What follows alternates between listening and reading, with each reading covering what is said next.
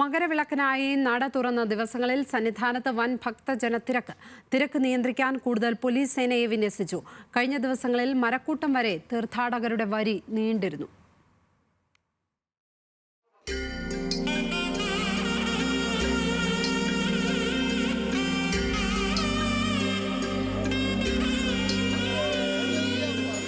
മണ്ഡലകാലത്തിന്റെ തുടർച്ചയായി മകരവിളക്ക് തീർത്ഥാടന കാലത്തും ശബരിമലയിൽ വൻ ഭക്തജന തിരക്കാണ് അനുഭവപ്പെട്ടത്. എന്നാൽ തിരക്ക് നിയന്ത്രണാതീതമായി മാറുന്ന സാഹചര്യമാണ് ഈ ദിവസങ്ങളിൽ ഉണ്ടായത്. പുതുവർഷ ദിവസം മാത്രം 1 ലക്ഷത്തിലധികം തീർത്ഥാടകർ ശബരിമലയിലെത്തി.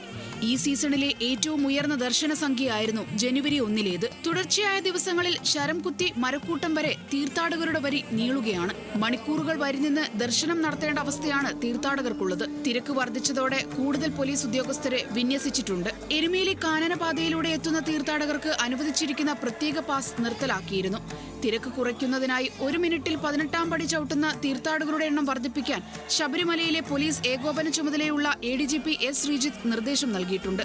1 മണിക്കൂറിൽ ശരാശരി 3500 മുതൽ 4000 വരെ തീർത്ഥാടകർ മല ചവിട്ടുന്നുണ്ട്.